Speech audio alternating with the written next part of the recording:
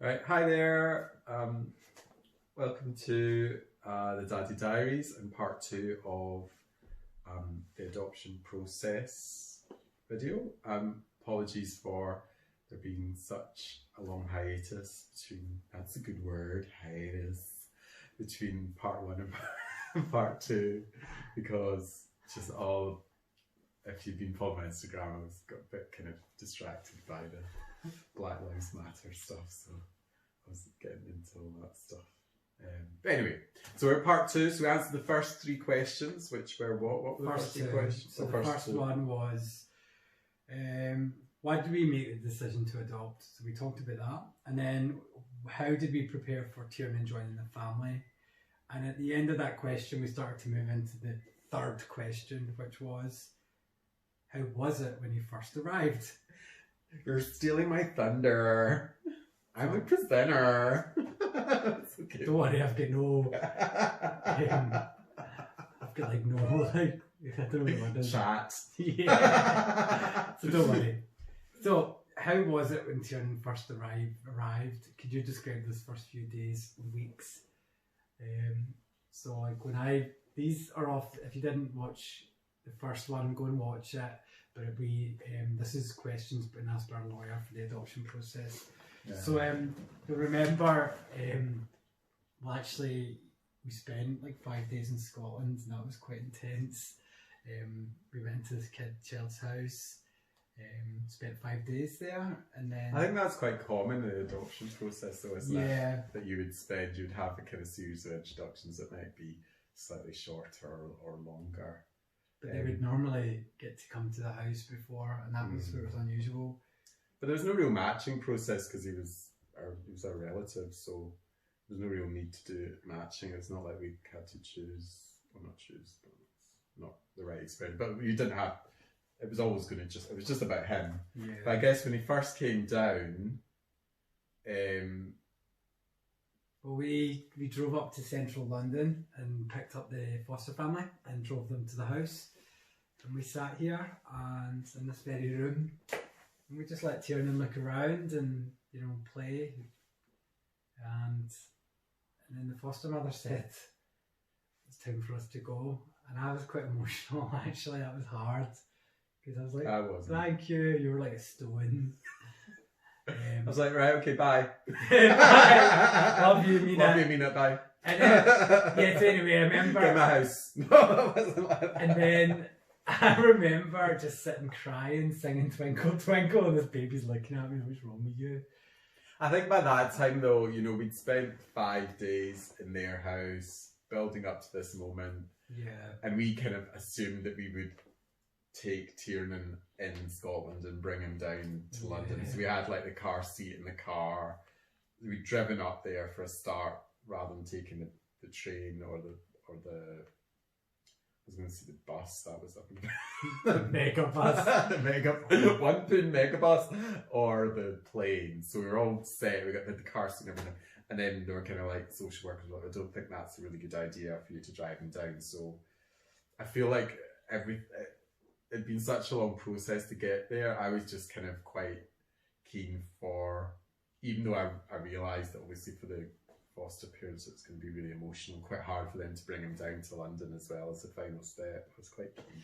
Yeah, I didn't like that idea that like them, and it wasn't about them, it was about Tiernan, but they had to make the trip down with him, and then suddenly they're getting a taxi back in central London, and then but we met them the next day for coffee. But it's more about Tiernan, isn't it? Like yeah. So that first night, he slept in a room with us that he'd never slept in before, and he was fine. And then we woke up that night, and we were able to comfort him. Yeah, we had the cot in our room because I think he slept in a cot in the foster parents' room in their house. So we just thought we'd keep that. We tried to keep everything as similar as possible. Obviously, everything was new. We were new. But we thought, well, at least we could kind of keep him in. But it was intense, wasn't it, the next Did we give him a bath that day? No. Maybe we tried. But yeah, it was hard because he seemed fine as with us, but looking back now, he was quite needy, you know, you had to like hold him all the time. And while we could comfort him, seeing how he is now, I look back at that and think, God, that was quite hard for him, you know, to come into this new house with these people that he'd only known a few days. And that was the hardest thing for me, was just like realising you really can't do anything yourself now. You know, those first few days, and we're just running around like playing house, thinking we knew what we were doing. And I guess I think one of the Instagram accounts I follow is this Dad Life Chose Me, and in a sense,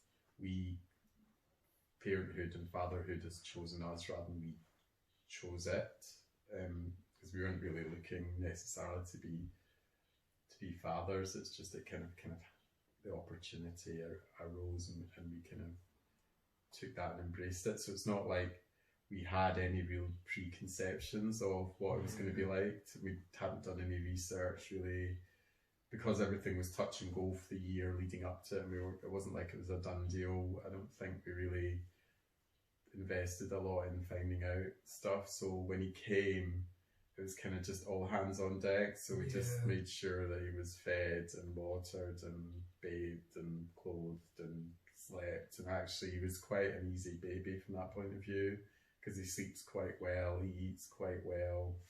But yeah, you're right. I mean, I think when your mum first came down, she said, oh, he's just so settled and he's just so happy. But compared to what he's like now, like 6 months on, you know, he's so much more comfortable with us. He's a lot more predictable, I think. We kind of see his cues. That's another thing that social workers talked about, didn't they? Talked about being able to kind of recognise his cues. And, you know, obviously as he's growing up, he's becoming more verbal. But those first few weeks, I can't really remember them that much. I think we were probably just on autopilot, just trying to not even autopilot, we were just like panic mode, just trying to... Just like to kind of start crying, you know. But in so many ways it was so easy. We were able to pop round to see some friends that helped with the references, and they were just like, oh my God, like, you've got a baby now. And he was finding those new environments. But yeah, like, since all that, looking back, I'm just like, wow, how that must have been so hard for him. Yeah. But I think the love was there, wasn't it? Kind of for him. I mean, he smiled the minute he saw us getting off the train. That was nice. So I think they must have been hard. I can't really even remember them that clearly, but I'll say everything I wrote when. So I talked about with the lawyer. It was hard actually. Our lives had completely been turned upside down. I mean, you know, I think that's kind of what everyone says. Though your lives change. Just how my mum came. She mentioned. This question. I think our lives have changed completely though. Yeah. I think for a lot of friends who maybe don't have kids, I think they're quite surprised. I think I've had a few people say to me, oh, I'm surprised at how well you've taken to it, and how you know, okay you are at it, at being a parent. So that's quite nice. I really admire all the friends I've had kids, and I'm like, oh, that's what, and they still went out like partying and stuff. We're in our 20s, but just, or whatever. But I just realised, like, God, how hard it was. You know, I'm so glad to have your help. I'm glad you have my help. So then I liked answering this next question, and I didn't really know where it was going. What is Tiernan like? Can you provide a description of him with some photographs, please? This was nice. And I just wrote straight away, he's great. Honestly, he's great, isn't he? He is great, is, like Tony the Tiger. I mean, we are totally biased, every parent is, but he's really gorgeous. He's very cute. He's got lovely blue eyes and blonde hair, and the girls love his eyelashes. And he's got amazing eyelashes. All the girls are jealous. He's such a happy wee boy, really. I think he's naturally a happy wee boy, quite content. He's observant.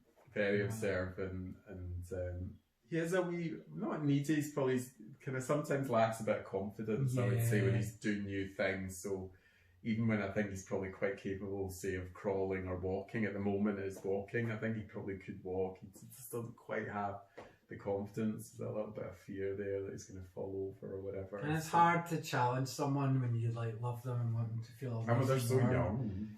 But like, you know, you were really good at, like, you know, we had to walk with them with two hands, and then one hand he just froze.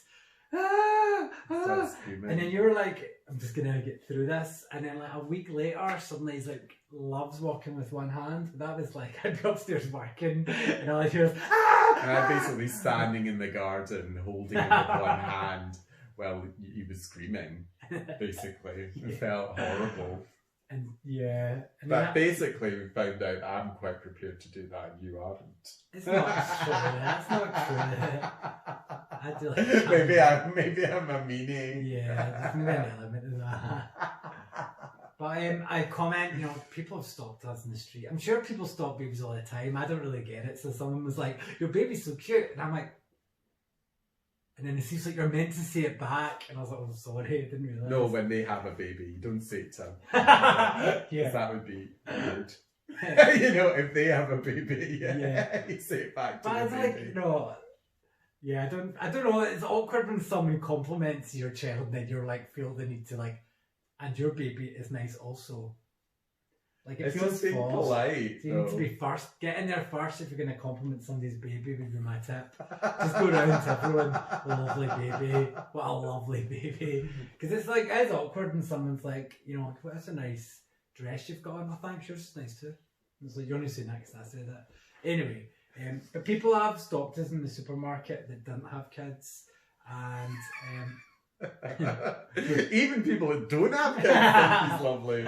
and yeah, and we do feel very lucky, don't we? Like, you know, he's good. Yeah, he's lovely, and he's, you know, and I think for a lot of adopted parents, I mean, Tiernan didn't have the best start in life. He had quite a lot of issues after birth, but you know, he's really come on really well, and I guess we're not really sure whether he's going to have any long-term implications of his early life. But certainly, I think if you met him, you wouldn't know that he'd suffered like that, or that he'd kind of gone through that trauma when he was younger. And we're hopeful that because it was when he was so young, he won't really have a memory of it. So even though it might have some impact on him down the line, where, you know, hopefully he won't have any memory of that. Not really. It's just like kind of what it is. Yeah, it's true.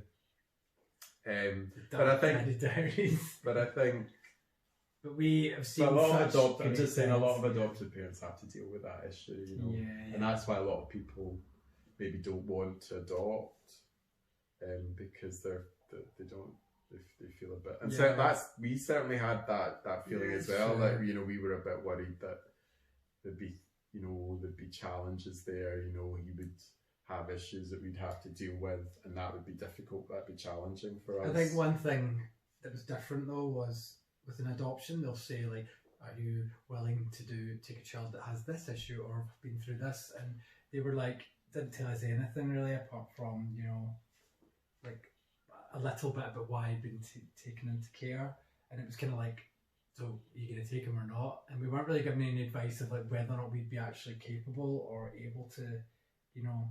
Yeah, I think that was just social work being a bit difficult. But yeah, so he's great. Yeah, nice, brilliant. Yeah, I feel very lucky, and I think if you're thinking about adoption, remember, you know, these kids have been adopted because they need help, not trying to like that. People have to make their own decisions about that, actually. I don't think they need to listen to us tell them to adopt. And then the final one's very quick, which was, why are you making this application now? Which I didn't really get this question, but I just kind of.